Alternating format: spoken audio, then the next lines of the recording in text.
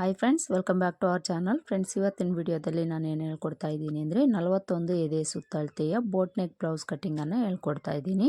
ಈ ಬ್ಲೌಸ್ಗೆ ಬ್ಯಾಕ್ ಮಾತ್ರ ಬೋಟ್ ನೆಕ್ ಬರುತ್ತೆ. ಫ್ರಂಟಲ್ಲಿ ನಾರ್ಮಲ್ ಬ್ಲೌಸಸ್ಗೆ ಯಾವ ರೀತಿ ಬರುತ್ತೆ ಅದೇ ಥರ ನೆಕ್ ಬಂದು ಫ್ರಂಟಲ್ಲಿ ಡಾಟ್ಸ್ ಬಂದು ಕ್ರಾಸ್ ಬೆಲ್ಟು ಬರುತ್ತೆ. ಅಂದರೆ ನಾರ್ಮಲ್ ಬ್ಲೌಸಸ್ಗೆ ಯಾವ ರೀತಿ ಬರುತ್ತೆ ಅದೇ ಥರ ಫ್ರಂಟಲ್ಲಿ ಬರುತ್ತೆ, ಬ್ಯಾಕಲ್ಲಿ ಮಾತ್ರ ಬೋಟ್ ನೆಕ್ ಬರುತ್ತೆ. ಈ ಬೋಟ್ ನೆಕ್ ಬ್ಲೌಸ್ಗೆ ನಾವು ಯಾವೆಲ್ಲ ಮೆಜರ್ಮೆಂಟ್ಸನ್ನು ತಗೊಂಡು ಮಾರ್ಕ್ ಮಾಡಿಕೊಂಡು ಬ್ಯಾಕ್ ಪಾರ್ಟನ್ನು ಕಟ್ ಮಾಡ್ಕೊಳ್ಬೇಕು ಅಂತ ಇವತ್ತಿನ ವಿಡಿಯೋದಲ್ಲಿ ತಿಳಿಸ್ಕೊಡ್ತೀನಿ. ಇಲ್ಲಿ ನಾವು ಬ್ಯಾಕ್ ಪಾರ್ಟನ್ನು ಕಟ್ ಮಾಡ್ಕೊಳ್ಳೋದಕ್ಕೆ 2 ಲೇಯರಲ್ಲಿ ಫ್ಯಾಬ್ರಿಕನ್ನು ಫೋಲ್ಡ್ ಮಾಡಿಕೊಂಡು ಬ್ಯಾಕ್ ಪಾರ್ಟ್ ಕಟ್ ಮಾಡ್ಕೊಳ್ಬೇಕಾದ್ರೆ ಈ ಕ್ಲೋಸ್ ಪಾರ್ಟು ನಮ್ಮ ಕಡೆ ಇರಬೇಕು. ಒಂದು ವೇಳೆ ನೀವೇನಾದರೂ ಬ್ಯಾಕ್ ಪಾರ್ಟಲ್ಲಿ ಓಪನ್ ಕೊಡ್ತೀವಿ ಅನ್ನೋಂಗಿದ್ರೆ ಓಪನ್ ಪಾರ್ಟು ನೀವು ಈ ಕಡೆ ಹಾಕ್ಕೊಳ್ಬೋದು. ಇಲ್ಲಿ ನಾನು ಕ್ಲೋಸೇ ಕೊಡ್ತಾ ಇದ್ದೀನಿ, ಅದಕ್ಕೋಸ್ಕರ ಕ್ಲೋಸ್ ಪಾರ್ಟು ನನ್ನ ಕಡೆ ಬರೋ ಥರ ಹಾಕ್ಕೊಂಡಿದ್ದೀನಿ. ಹಾಗೆಯೇ ಎಡ್ಜಸ್ ಏನಾದರೂ ಹೆಚ್ಚು ಕಡಿಮೆ ಇದ್ದರೆ ಸ್ಟ್ರೈಟ್ ಆಗಿರೋ ಥರ ಒಂದು ಲೈನ್ ಹಾಕ್ಕೊಳ್ಬೇಕು. ಈ ಥರ ಲೈನ್ ಹಾಕ್ಕೊಂಡು ಇಲ್ಲಿ ಮಾರ್ಜಿನ್ಗೋಸ್ಕರ 1/2 ಇಂಚ್ ತಗೊಳ್ಬೇಕು. ಈಗ ನಾವು ಬ್ಲೌಸ್ ಲೆಂತನ್ನು ಮಾರ್ಕ್ ಮಾಡ್ಕೊಳ್ಬೇಕು. ಬ್ಲೌಸ್ ಲೆಂತ್ ನಾವು ಅಳತೆ ಬ್ಲೌಸಲ್ಲೇ ತಗೊಳ್ಬೇಕು. ಅಳತೆ ಬ್ಲೌಸಲ್ಲಿ ಬ್ಯಾಕ್ ಪಾರ್ಟಲ್ಲಿ ಶೋಲ್ಡರ್ ಸ್ಟಿಚ್ಚಿಂದ ಟೇಪ್ನ ಸ್ಟ್ರೈಟಾಗಿ ಇಟ್ಕೊಂಡು ಬ್ಲೌಸ್ ಲೆಂತ್ ತಗೊಳ್ಬೇಕು. 14.5 ಇಂಚು ಇವ್ರಿಗೆ ಬ್ಲೌಸ್ ಲೆಂತ್ ಇದೆ. ಇದಕ್ಕೆ ನಾವು ಈ ಮಾರ್ಜಿನ್ ಲೈನ್ ಹತ್ರದಿಂದ 1/2 ಇಂಚ್ ಆ್ಯಡ್ ಮಾಡಿಕೊಂಡು 15 ಇಂಚ್ಗೆ ಮಾರ್ಕ್ ಮಾಡ್ಕೊಳ್ಬೇಕು. ಶೋಲ್ಡರ್ ಮಾರ್ಜಿನ್ಗೋಸ್ಕರ ನಾವು 1/2 ಇಂಚ್ ಆ್ಯಡ್ ಮಾಡ್ಕೊಳ್ಬೇಕು. ನಿಮಗೆ ಅಳತೆ ಬ್ಲೌಸಲ್ಲಿ ಎಷ್ಟು ಬಂದಿರುತ್ತೋ ನೋಡಿಕೊಂಡು ಅದಕ್ಕೆ ನೀವು ಮೇಲೆ ಕೆಳಗಡೆ ಮಾರ್ಜಿನ್ಗೋಸ್ಕರ ಎಕ್ಸ್ಟ್ರಾ 1 ಇಂಚ್ ತಗೊಂಡು ಮಾರ್ಕ್ ಮಾಡ್ಕೊಳ್ಳಿ. ಮಾರ್ಕ್ ಮಾಡಿಕೊಂಡು ಈ ಥರ ಸ್ಟ್ರೈಟಾಗಿ ಒಂದು ಲೈನ್ ಹಾಕ್ಕೊಳ್ಬೇಕು. ಬ್ಲೌಸ್ ಲೆಂತ್ ಆಯಿತು. ಈಗ ಸೊಂಟದ ಅಳತೆ ಮಾರ್ಕ್ ಮಾಡ್ಕೊಳ್ಬೇಕು. ಸೊಂಟದ ಅಳತೆನ ನಾವು ಅಳತೆ ಬ್ಲೌಸಲ್ಲಿ ಎಷ್ಟಿದೆ ನೋಡಿಕೊಂಡು ಮಾರ್ಕ್ ಮಾಡ್ಕೊಳ್ಬೇಕು. ಕಾಜಾಪಟ್ಟಿಯಿಂದ ಉಕ್ಸ್ಪಟ್ಟಿವರೆಗೂ ನೋಡ್ಕೊಳ್ಬೇಕು. ಕಾಜಾಪಟ್ಟಿನ ಬಿಟ್ಟು ನೋಡ್ಕೊಳ್ಳಿ. 36 ಇಂಚು ಇವರಿಗೆ ಸೊಂಟದ ಅಳತೆ ಇದೆ. ಇದರಲ್ಲಿ ನಾವು 4ನೇ ಭಾಗನ ತಗೊಳ್ಬೇಕು. 36 ಇಂಚಿಗೆ ಟೇಪ್ನ ಈ ಥರ ಫೋಲ್ಡ್ ಮಾಡ್ಕೊಳ್ಳಿ. 2ನೇ ಭಾಗ ಸಿಗುತ್ತೆ. 2ನೇ ಭಾಗಕ್ಕೆ ಮತ್ತೆ ನಾವು ಈ ರೀತಿ ಟೇಪ್ನ ಫೋಲ್ಡ್ ಮಾಡ್ಕೊಂಡಿದ್ದೀವಿ ಅಂದರೆ 4ನೇ ಭಾಗ ಸಿಗುತ್ತೆ. 36 ಇಂಚಲ್ಲಿ 4ನೇ ಭಾಗ 9 ಇಂಚ್ ಬರುತ್ತೆ. 9 ಇಂಚಿಗೆ ಮಾರ್ಕ್ ಮಾಡಿಕೊಂಡು ಇಲ್ಲಿಂದ ಬ್ಯಾಕ್ ಡಾಟ್ಗೋಸ್ಕರ 1 ಇಂಚ್ ತಗೊಳ್ಬೇಕು. ಮಾರ್ಜಿನ್ಗೋಸ್ಕರ 2 ಇಂಚು ಎಕ್ಸ್ಟ್ರಾ ತಗೊಳ್ಬೇಕು. ಈಗ ನಾವು ಶೋಲ್ಡರ್ ಬಿಡ್ತು ನೆಕ್ ಬಿಡ್ತನ್ನು ಮಾರ್ಕ್ ಮಾಡ್ಕೊಳ್ಬೇಕು. ಇಲ್ಲಿ ನಾನು ಬೋಟ್ ನೆಕ್ ಬ್ಲೌಸ್ ಅಂತ ಹೇಳಿದ್ದೀನಲ್ಲ, ಬೋಟ್ ನೆಕ್ ಬ್ಲೌಸ್ಗೆ ಫುಲ್ ಶೋಲ್ಡರ್ ಮೆಜರ್ಮೆಂಟನ್ನು ತಗೊಳ್ಬೇಕಾಗುತ್ತೆ.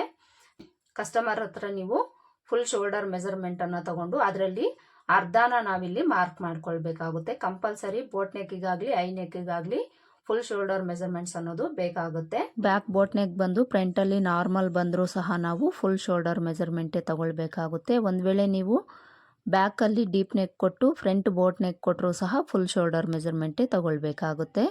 ಈ ಬೋಟ್ ನೆಕ್ ಬ್ಲೌಸ್ಗೆ ನಾರ್ಮಲ್ ಬ್ಲೌಸ್ ಅಳತೆಗೆ ಕೊಟ್ಟಾಗ ನೀವು ಕಸ್ಟಮರ್ ಹತ್ರ ಶೋಲ್ಡರ್ ಮೆಜರ್ಮೆಂಟ ತಗೊಳ್ಬೇಕು. ತಗೊಂಡಿಲ್ಲ ಅಂದರೆ ನಾನು ಹೇಳ್ಕೊಡೋ ಮೆಜರ್ಮೆಂಟಲ್ಲಿ ನೀವು ಮಾರ್ಕ್ ಮಾಡಿ ಕಟ್ ಮಾಡ್ಕೊಳ್ಳಿ, ಕರೆಕ್ಟಾಗಿ ಬರುತ್ತೆ. ಇಲ್ಲಿ ನಾವು ಶೋಲ್ಡರ್ ಮೆಜರ್ಮೆಂಟು ಎದೆ ಸುತ್ತಳತೆ ಬೇಸ್ ಮೇಲೆ ತಗೊಳ್ತೀವಿ. ಇರೋ ಎದೆ ಸುತ್ತಳತೆ ಬಂದು 41 ಇಂಚ್ ಅಲ್ವಾ. 41 ಎದೆ ಸುತ್ತಳತೆ ಇರೋವಂಥವ್ರಿಗೆ ಫುಲ್ ಶೋಲ್ಡರ್ ಮೆಜರ್ಮೆಂಟ್ ಬಂದು 15 ಇಲ್ಲ 15.5 ಇಂಚ್ ಬರುತ್ತೆ ಅಷ್ಟೇನೆ. ಇಲ್ಲಿ ನಾನು 15.5 ಇಂಚ್ ತಗೊಳ್ತಾ ಇದ್ದೀನಿ. ಈ 15.5 ಇಂಚಲ್ಲಿ ಅರ್ಧನ ತಗೊಂಡು ಇಲ್ಲಿ ನಾವು ಮಾರ್ಕ್ ಮಾಡ್ಕೊಳ್ಬೇಕು. 15.5 ಇಂಚಲ್ಲಿ ಅರ್ಧ ನಮಗೆ 7.25 ಇಂಚ್ ಬರುತ್ತೆ. 7.25 ಇಂಚ್ಗೆ ಮಾರ್ಕ್ ಮಾಡಿಕೊಂಡು ಇದೇ ಮಾರ್ಕಿಂಗನ್ನು ಕೆಳಗಡೆ ಒಂದು ಹತ್ರ ಮಾರ್ಕ್ ಮಾಡಿಕೊಂಡು ಇಲ್ಲೊಂದು ಲೈನ್ ಹಾಕ್ಕೊಳ್ಬೇಕು.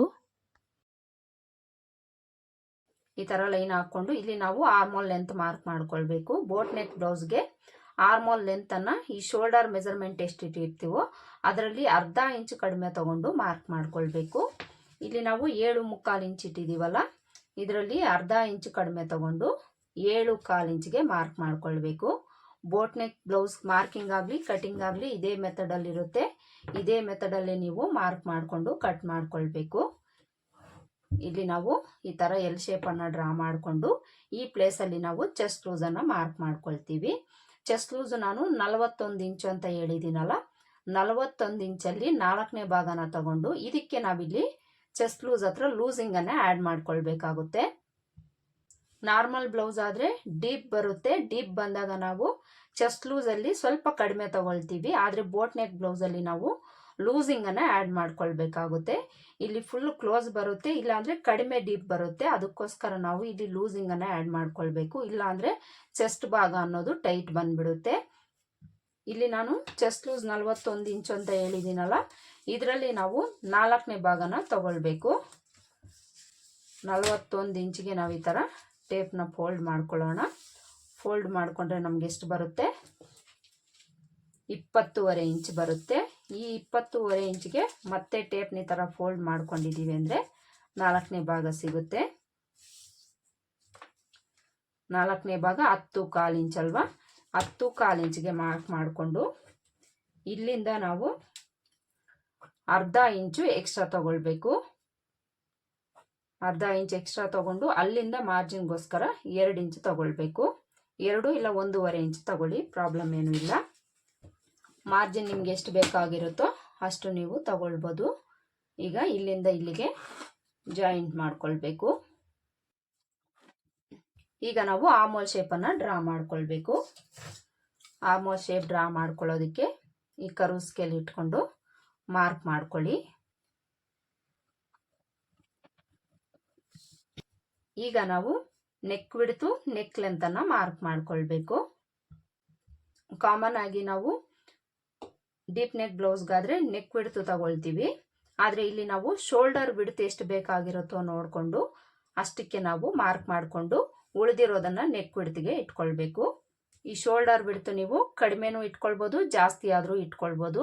ಸ್ವಲ್ಪ ಕಡಿಮೆನೇ ಇಟ್ಕೊಂಡ್ರೆ ಬೋಟ್ ನೆಕ್ಕಿಗೆ ಚೆನ್ನಾಗಿರುತ್ತೆ.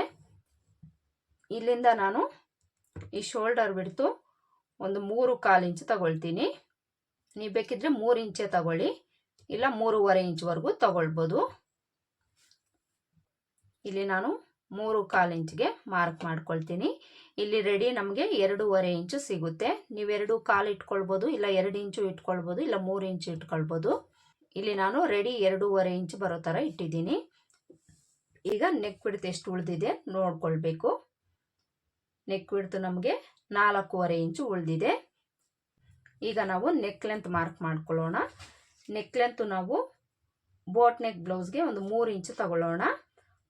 ಬ್ಯಾಕಲ್ಲಿ ನೀವು ನೆಕ್ ಡಿಸೈನ್ ಕೊಡ್ತೀರ ಅನ್ನೋಂಗಿದ್ರೆ 3 ಇಂಚ್ ಮಾತ್ರ ತಗೊಳ್ಳಿ. ಇಲ್ಲ ನಮಗೆ ಬೋಟ್ ನೆಕ್ಕೇ ಬೇಕು ಅನ್ನೋಂಗಿದ್ರೆ 3.5 ಇಂದ 4.25 ಇಂಚ್ವರೆಗೂ ತಗೊಳ್ಬೋದು. ಇಲ್ಲಿ ನಾನು ಸಿಂಪಲ್ ಡಿಸೈನ್ ಕೊಡ್ತಾ ಇದ್ದೀನಿ, ಅದಕ್ಕೋಸ್ಕರ 3 ಇಂಚ್ ತಗೊಂಡಿದ್ದೀನಿ. 3 ಇಂಚ್ಗೆ ಮಾರ್ಕ್ ಮಾಡಿಕೊಂಡು ಸ್ಟ್ರೈಟಾಗಿ ಒಂದು ಲೈನ್ ಹಾಕ್ಕೊಂಡು ಇಲ್ಲೊಂದು ಬಾಕ್ಸ್ ಡ್ರಾ ಮಾಡಿಕೊಂಡು ಇದರಲ್ಲಿ ನಾವು ನೆಕ್ ಶೇಪ್ ಡ್ರಾ ಮಾಡ್ಕೊಳ್ಬೇಕು. ಬೋಟ್ ನೆಕ್ ಶೇಪ್ ಡ್ರಾ ಮಾಡ್ಕೊಳ್ಳೋದಕ್ಕೆ ಈ ಸ್ಕೇಲನ್ನು ಈ ಥರ ಇಟ್ಕೊಂಡು ಮಾರ್ಕ್ ಮಾಡ್ಕೊಳ್ಳಿ. ಈ ಶೇಪ್ ಅನ್ನೋದು ನಮಗೆ ಬೋಟ್ ನೆಕ್ ಶೇಪು ಬರುತ್ತೆ. ನೋಡಿ ಎಷ್ಟು ನೀಟಾಗಿ ನಮಗೆ ಬೋಟ್ ನೆಕ್ ಶೇಪ್ ಬಂತು. ಈಗ ನಾವು ಈ ಶೋಲ್ಡರ್ ಹತ್ರ ಡೀಪ್ ನೆಕ್ ಬ್ಲೌಸ್ ಆದರೆ ನೆಕ್ ಪಾರ್ಟ್ ಕಡೆ ಡೌನ್ ಮಾಡ್ಕೊಳ್ತೀವಲ್ಲ, ಆದರೆ ಇಲ್ಲಿ ನಾವು ಶೋಲ್ಡರ್ ಕಡೆಗೆ ಡೌನ್ ಮಾಡ್ಕೊಳ್ಬೇಕು. ಬೋಟ್ ನೆಕ್ಕು ಐ ನೆಕ್ ಬ್ಲೌಸ್ಗಳಲ್ಲಿ ಇದೇ ಮೆಥಡ್ ಅನ್ನೋದು ಇರುತ್ತೆ. ಈ ಥರ ಒಂದು 1/2 ಇಂಚು ಕೆಳಗಡೆಗೆ ಕ್ರಾಸ್ ಆಗಿ ಮಾರ್ಕ್ ಮಾಡ್ಕೊಳ್ಬೇಕು. ಮಾರ್ಕ್ ಮಾಡಿಕೊಂಡು ಇಲ್ಲಿ ನಾವು ಶೋಲ್ಡರ್ ಮಾರ್ಜಿನ್ಗೋಸ್ಕರ 1/2 ಇಂಚ್ಗೆ ಮಾರ್ಕ್ ಮಾಡ್ಕೊಳ್ಬೇಕು. ಮಾರ್ಕ್ ಮಾಡಿಕೊಂಡು ಇಲ್ಲಿ ನಾವು ಆರ್ಮೋಲ್ ಲೂಸ್ ಒಂದ್ಸಲ ಚೆಕ್ ಮಾಡ್ಕೊಳ್ಳೋಣ. ಆರ್ಮೋಲ್ ಲೂಸ್ ಏನಾದರೂ ಹೆಚ್ಚು ಕಡಿಮೆ ಬಂದರೆ ಇಲ್ಲಿ ನಾವು ಅಡ್ಜಸ್ಟ್ ಮಾಡ್ಕೊಳ್ಬೇಕಾಗುತ್ತೆ.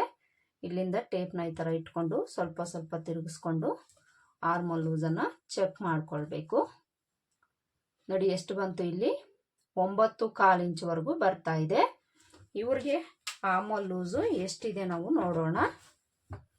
ಆರ್ಮೋಲ್ ಲೂಸನ್ನು ನಾವು ಈ ಬ್ಯಾಕ್ ಪಾರ್ಟಲ್ಲೇ ತಗೊಳ್ಬೇಕು. ಬ್ಯಾಕ್ ಪಾರ್ಟ್ಗೆ ಈ ಥರ ಹಾಕ್ಕೊಂಡು ಇಲ್ಲಿಂದ ಆರ್ಮೋಲ್ ಲೂಸನ್ನು ಚೆಕ್ ಮಾಡ್ಕೊಳ್ಬೇಕು. ನೋಡಿ ಇಲ್ಲಿ ಎಷ್ಟು ಬರ್ತಾ ಇದೆ, 9.25 ಇಂಚ್ ಬರ್ತಾ ಇದೆ. ಕರೆಕ್ಟಾಗಿ ಇವ್ರಿಗೆ ಇಲ್ಲೂ ಸಹ 9.25 ಇಂಚ್ ಬಂತು, ಅಂದರೆ ಕರೆಕ್ಟಾಗಿ ಸರಿ ಹೋಯ್ತು ಇವ್ರಿಗೆ. ಒಂದು ವೇಳೆ ನಿಮ್ಗೇನಾದರೂ ಕರೆಕ್ಟಾಗಿ ಬರಲಿಲ್ಲ ಅಂದರೆ ಇಲ್ಲಿ ನೀವು ಅಡ್ಜಸ್ಟ್ ಮಾಡಿಕೊಂಡು ಮಾರ್ಕ್ ಮಾಡ್ಕೊಳ್ಳಿ. ಈಗ ನಾವು ಈ ನೆಕ್ ಡಿಸೈನನ್ನು ಮಾರ್ಕ್ ಮಾಡ್ಕೊಳ್ಳೋದಕ್ಕೆ ಮೊದಲಿಗೆ ನಾವು ನೆಕ್ ಲೆಂತ್ ಮಾರ್ಕ್ ಮಾಡ್ಕೊಳ್ಬೇಕು. ಈ ಶೋಲ್ಡರ್ ಹತ್ರದಿಂದ ಟೇಪ್ನ ಈ ಥರ ಇಟ್ಕೊಂಡು ನಿಮಗೆ ನೆಕ್ ಲೆಂತ್ ಎಷ್ಟು ಬೇಕಾಗಿರುತ್ತೋ ಅಷ್ಟಕ್ಕೆ ನೀವು ಮಾರ್ಕ್ ಮಾಡ್ಕೊಳ್ಳಿ. ಇಲ್ಲಿ ನಾನು 11 ಇಂಚ್ ತಗೊಳ್ತಾ ಇದ್ದೀನಿ. ಇವ್ರಿಗೆ 11 ಇಂಚ್ ಬೇಕು, ಅದಕ್ಕೋಸ್ಕರ 11 ಇಂಚ್ ತಗೊಳ್ತಾ ಇದ್ದೀನಿ. ನಿಮ್ಗೆ ಎಷ್ಟು ಬೇಕಾಗಿರುತ್ತೋ ನೋಡಿಕೊಂಡು ನೀವು ಮಾರ್ಕ್ ಮಾಡ್ಕೊಳ್ಳಿ. ಮಾರ್ಕ್ ಮಾಡಿಕೊಂಡು ಇಲ್ಲೊಂದು ಲೈನ್ ಹಾಕ್ಕೊಳ್ಬೇಕು. ಈ ಥರ ಲೈನ್ ಹಾಕ್ಕೊಂಡು ಇಲ್ಲಿ ಎಷ್ಟು ಬಿಡ್ತಿದೆ ಅದೇ ಬಿಡ್ತು ಕೆಳಗಡೆನೂ ಮಾರ್ಕ್ ಮಾಡಿಕೊಂಡು ಇಲ್ಲೊಂದು ಬಾಕ್ಸ್ ಡ್ರಾ ಮಾಡ್ಕೊಳ್ಬೇಕು. ಇಲ್ಲಿ ಬೇಕಿದ್ರೆ ನೀವು ಸ್ವಲ್ಪ ಕಡಿಮೆನೂ ತಗೊಂಡು ಮಾರ್ಕ್ ಮಾಡ್ಕೊಳ್ಬೋದು. ಜಾಸ್ತಿ ಎಲ್ಲ ಇಡಕ್ಕೆ ಹೋಗಬೇಡಿ. ಜಾಸ್ತಿ ಇಟ್ಟರೆ ಫಿಟ್ಟಿಂಗ್ ಅನ್ನೋದು ಕರೆಕ್ಟಾಗಿ ಬರೋದಿಲ್ಲ. ಇಷ್ಟಕ್ಕೆ ಇರಬೇಕು, ಇಲ್ಲಾಂದರೆ ಇದರಿಂದ ಒಳಗಡೆನೂ ನೀವು ತಗೊಳ್ಬೋದು. ಈ ಥರ ಬಾಕ್ಸನ್ನು ಡ್ರಾ ಮಾಡಿಕೊಂಡು ಇದರಲ್ಲಿ ನಿಮಗೆ ಯಾವ ನೆಕ್ ಶೇಪ್ ಬೇಕಾಗಿರುತ್ತೋ ಅದನ್ನು ನೀವು ಡ್ರಾ ಮಾಡ್ಕೊಳ್ಳಿ. ಇಲ್ಲಿ ನೀವು ಬಟನ್ ಏನಾದರೂ ಇಡ್ತೀವಿ ಅನ್ನೋಂಗಿದ್ರೆ ಒಂದು 1/2 ಇಂಚು ಕೆಳಗಡೆಗೆ ಮಾರ್ಕ್ ಮಾಡಿಕೊಂಡು ಇಲ್ಲಿಂದ ಈ ಕಡೆಗೆ ಈ ರೀತಿ ನೀವು ಬಾಕ್ಸನ್ನು ಡ್ರಾ ಮಾಡ್ಕೊಳ್ಬೇಕಾಗುತ್ತೆ. ಇಲ್ಲಿ ನಾನು ಥ್ರೆಡ್ಡನ್ನು ಇಡ್ತಾ ಇದ್ದೀನಿ, ಅಂದರೆ ಡೋರಿ ಕೊಡ್ತಾ ಇದ್ದೀನಿ ಇಲ್ಲಿ ನಾನು. ಅದಕ್ಕೋಸ್ಕರ ಇಲ್ಲೇನು ಎಕ್ಸ್ಟ್ರಾ ತಗೊಳ್ತಾ ಇಲ್ಲ.